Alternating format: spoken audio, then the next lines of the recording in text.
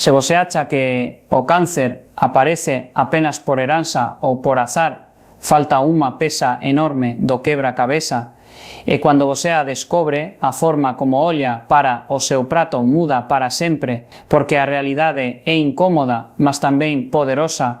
Uma grande parte do risco de câncer não depende somente dos seus genes, mas do ambiente interno que você constrói todos os dias sem perceber, e esse ambiente começa, muitas vezes, com o que você escolhe comer. Isso não significa que alguém provoque a própria doença, nem que tudo seja controlável.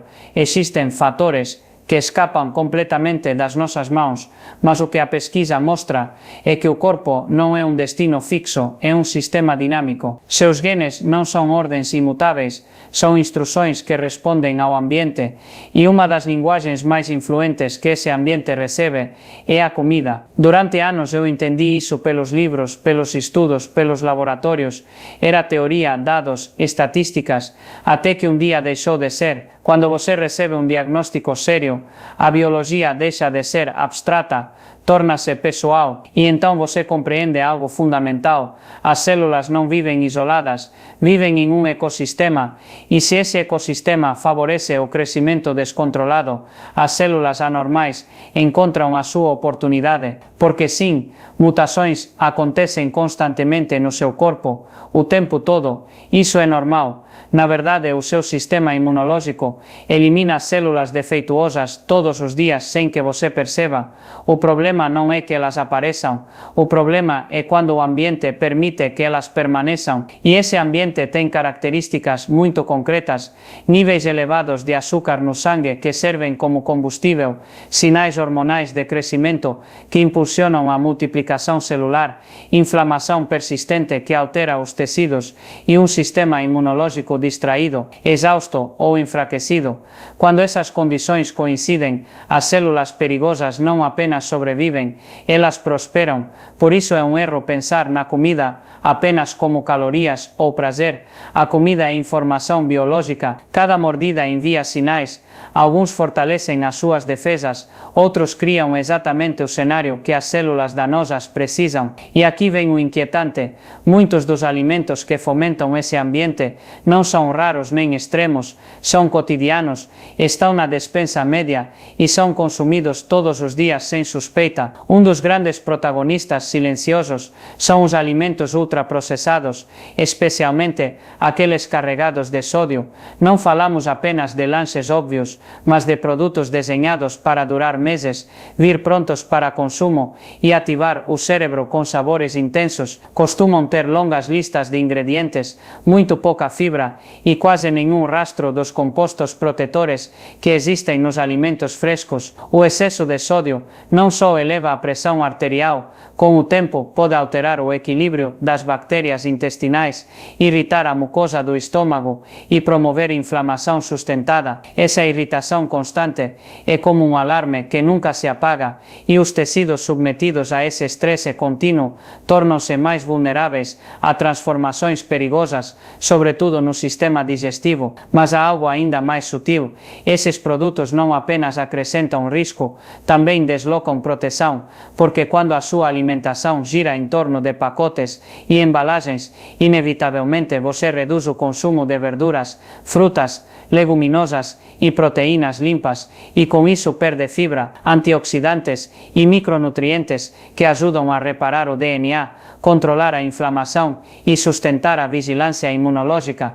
Não é apenas o que você come, é o que deixa de comer sem perceber. E isso é apenas o começo, porque existem outros alimentos que influenciam ainda mais o ambiente metabólico do corpo, e o próximo pode estar muito mais presente no seu dia a dia do que você imagina. A fibra desempenha um papel fundamental no controle do açúcar no sangue, reduz a inflamação e apoia a saúde imunológica. Por isso, os alimentos processados não apenas acrescentam exposições prejudiciais, também reduzem as protetoras. Outro grande contribuinte são as bebidas açucaradas. O açúcar líquido é uma das formas mais rápidas de elevar a glicose no sangue e a insulina, e diferente dos alimentos sólidos, as bebidas açucaradas não geram saciedade. De modo que você pode consumir grandes quantidades rapidamente antes que seu corpo le diga que pare. As células cancerosas non se comportan da mesma forma que as saudáveis. E esa diferenza é esencial para entender por que certos hábitos alimentares inclinan a balanza sen que percebamos. En cuanto unha célula saudável produz energía de forma eficiente, usando oxixenio e mecanismos ben regulados, moitas células cancerosas funcionan como se estivesen en modo de urxencia permanente, consumindo glicose en grande velocidade e dependendo dese suprimento constante para sustentar o seu crecimento. Cada vez que a glicose no sangue dispara, non chega apenas combustível rápido, tamén aumenta hormonios como a insulina e o IGF-1, que son en esencia mensaxes bioquímicas que dicen cresa. As bebidas azucaradas concentran ese efeito en segundos, elevan a glicose, estimulan eses sinais e xeran picos repetidos que con o tempo favorecen inflamación sustentada e enfraquecen a vigilancia inmunológica. Non é un evento isolado,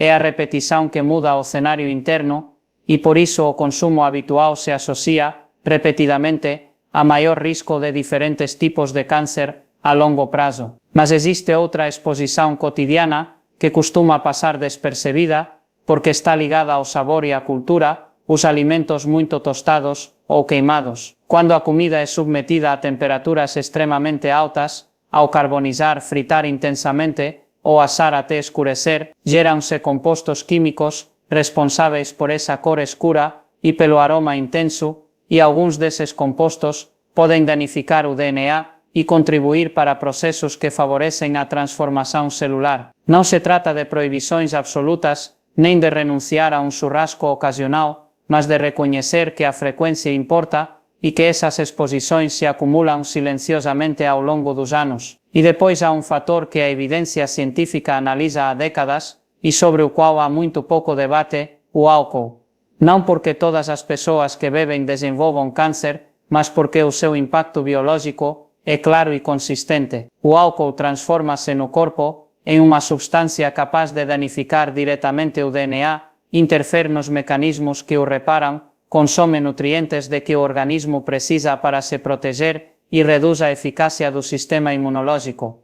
Além disso, aumenta a inflamación e actúa como un facilitador, permitindo que outros compostos nocivos penetren con máis facilidade nos tecidos. Os grandes estudos coinciden en algo simples, porén contundente: o risco crece con a cuantidade, non é un interruptor que liga ou desliga, é unha inclinación gradual. A chave aquí non é gerar medo, mas perspectiva. A comida nunca é neutra, cada escolha envía sinais biológicos que influencian a inflamación, o metabolismo e a capacidade do corpo de reparar erros celulares. Os ultraprocesados, os alimentos excesivamente queimados, as bebidas carregadas de azúcar e o álcool compartillan algo en común. Cando se tornan rutina, reforza un ambiente interno que favorece o crecimento celular descontrolado e o estresse metabólico. Você non precisa de perfeição, precisa de direção, porque o risco non se decide por unha refeição isolada, constróise con padrões que se repeten semana após semana, ano após ano. E quando você começa a enxergar a alimentação sob essa perspectiva, surge uma pergunta inevitável: se alguns hábitos criam o terreno onde a doença prospera, que tipo de hábitos constroem o terreno onde o corpo se defende melhor?